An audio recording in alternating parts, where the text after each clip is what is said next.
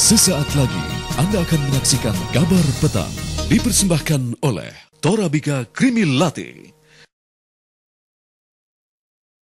Didukung oleh Entrasol Advan. Selamat sore pemirsa, Kabar Petang Kalsel kembali hadir di sela-sela aktivitas Anda bersama saya Susi Sulistiawati dan saya Sabina Melita Zahra yang akan memberikan berita-berita terbaru yang sedang hangat dibicarakan. Dalam 30 menit ke depan, inilah Kabar Petang Kalsel selengkapnya.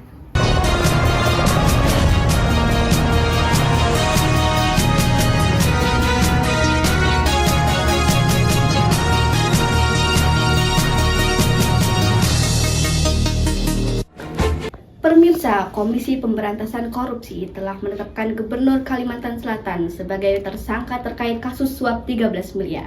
Sahbiri Noor atau yang disebut Paman Birin terkait kasus suap 13 miliar yang dimana kasus suap tersebut meliputi suap proyek dengan menerima fee 5% dari proyek pemerintah Kalimantan Selatan, dugaan sementara, dan penerimaan fee dari pihak swasta sebesar 1 miliar.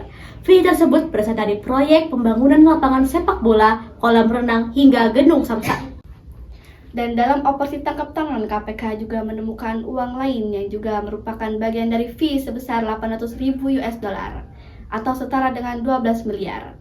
Adapun Paman Birin belum ditahan hingga saat ini dikarenakan KPK mendapati Paman Birin bukan pada momen operasi tangkap tangan, melainkan lewat gelar perkara.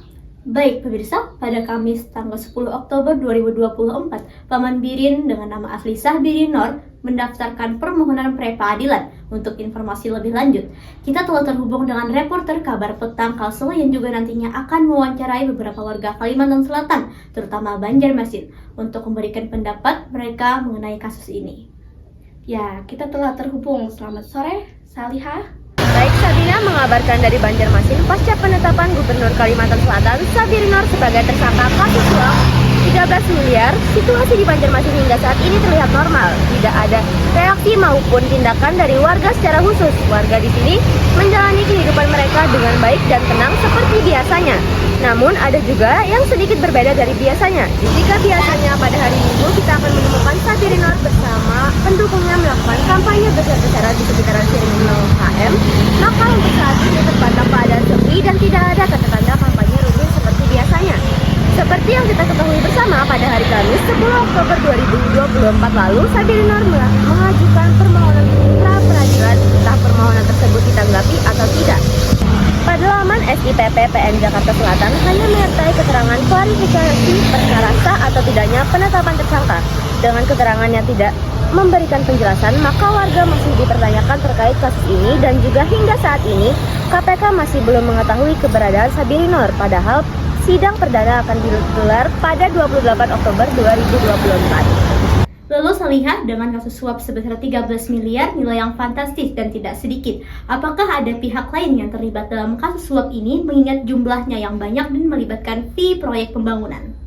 Selain Sahbiri Noor, KPK juga menetapkan 6 orang sebagai tersangka, yakni Kepala Dinas PUPR Kalimantan Selatan Ahmad Solhan, Kepala Bidang Cipta Karya Kalimantan Selatan Yulianti Erlina, Pengurus Rumah Tahfiz Darussalam Ahmad, dan PLT Kepala Bagian Rumah Tangga Gubernur Kalimantan Selatan berinisial Agustia Febri Andrean.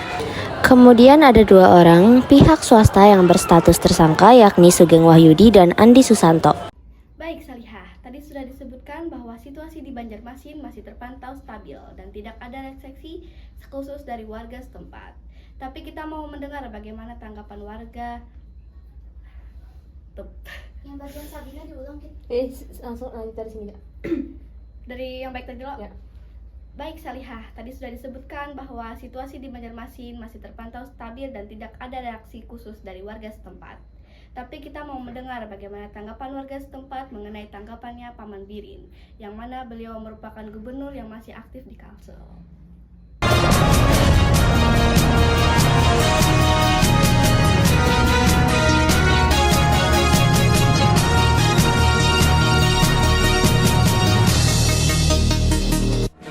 Selanjutnya, kita juga terhubung dengan pengamat politik Ibu Aulia Azizah.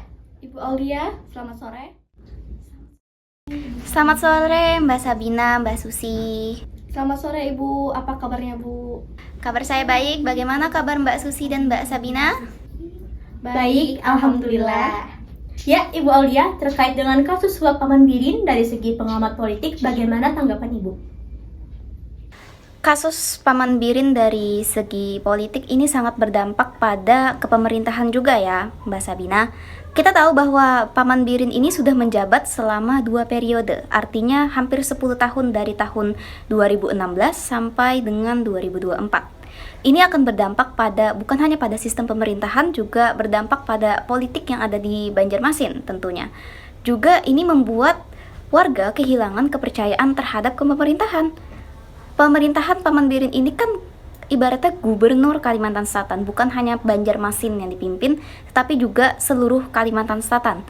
Ini dapat menurunkan kepercayaan warga terhadap kepemerintahan, juga dapat menurunkan kepercayaan warga terhadap seluruh kabinet kerjanya.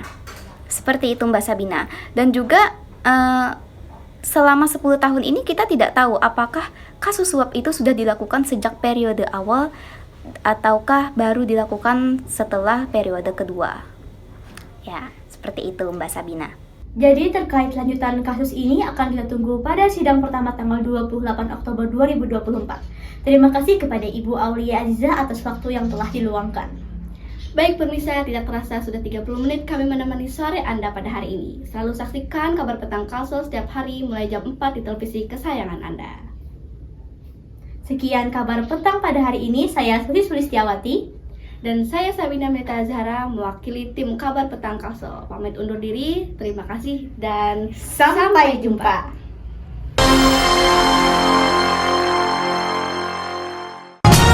Sesaat lagi Anda akan menyaksikan Kabar Petang dipersembahkan oleh Torabika Creamy Latte. Didukung oleh Entrasol Advan.